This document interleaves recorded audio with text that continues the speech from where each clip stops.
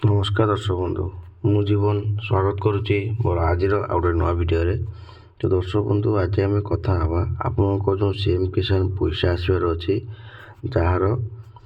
Last date आज अच्छी last date सुधा आपड़ी जहाँ जहाँ डॉक्यूमेंट आपको कहबी से सब डॉक्यूमेंट आप करना यथाशीघ्र आप तो चलते मुझे डॉक्यूमेंट सब कह आपको कौन कौन डॉक्यूमेंट आप आवश्यक और कौन कौन जिनस आपने सीएम किसान पैसा पाइपर तो तापर जब आप वीडियो नुआ अच्छा तो वीडियो को लाइक कर चैनल को सब्सक्राइब करने जमा ही भूलु। तो दर्शक बंधु आप जानते हैं बर्तमान जो आप सीएम किसान पैसा आसबार अच्छी ताकि आपंकर 2000 टଙ୍କା लेखा आसबार अच्छी ठीक अच्छे किंतु सरकार आपको गोटे वर्ष को थोड़ा लेखा देते 2000 टଙ୍କା वर्ष को 4000 टଙ୍କା लेखा मिले ठीक अच्छे तो ये वर्ष को आपंकर 4000 टଙ୍କା लेखा मिले तो सेटा केतटा किस्त मिले आपको ना दुईटा किस्त मिले जार 2000 करके आपको पैसा मिले ठीक अच्छे तो ये 2000 टଙ୍କା लेखा जो मिले तो अलरेडी तो आप किस्ती गोटे पाई सारी एवं जो किस्ती आसबार अच्छे 2000 टଙ୍କା लेखा आसबार अच्छे तो ये 2000 टଙ୍କା गोटे कहुई कि आपर 28 तारीख सुधा माने आज हूँ 28 तारीख फेब्रुआरी 28 तारीख सुधा आपर जो बैंक रे केवाईसी कर अच्छे बैंक जो पंजीकरण कर अच्छे तो से सब जिन आप चाहते मुझे फोटो माध्यम देखा दूसरी देखो ये लिखाई सीएम किसान लिखाई सीएम किसान योजना बाध्यतामूलक आवश्यकता गुड़िक पूर्ण कर हिताधिकारी निम्ते गुरुत्वपूर्ण सूचना प्रथम जो आम देखा लेफ्ट साइड्रे आप लिखाई देखो पंजीकरण बाध्यतामूलक माने आप सीएम किसान पंजीकरण कर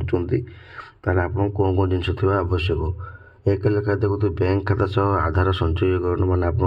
बैंक खाता सहित आप आधार कार्ड संचयकरण करेंगे कृषक ओडिशा पोर्टाल आप पंजीकरण करते दरकार माने आपंकर जो कृषक ओडिशा अच्छी से रजिस्ट्रेशन करते दरकार तो पंजीकरण शेष तारीख के ये 28 तारीख पर्यटन देती ठीक अच्छे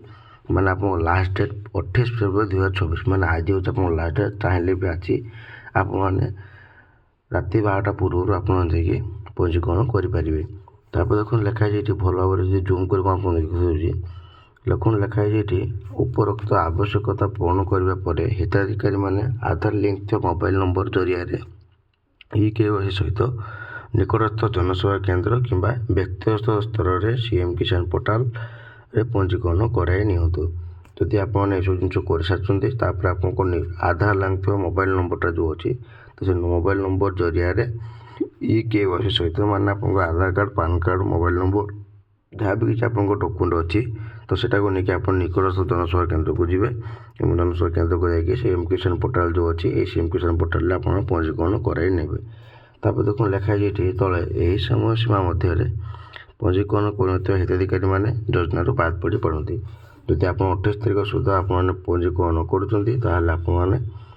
सीएम किसान पैसा पाइपर ना ठीक अच्छे अधिक सूचना आपर हेल्पलाइन नंबर जहाँ भी अच्छी 1553333 ये नंबर आप कॉल करके अधिक सूचना पाइपर ठीक अच्छे तो जदि आप कहना बैंक खाता तो बैंक खाता जाइए निज निजर आधार कार्ड संचयकरण करनी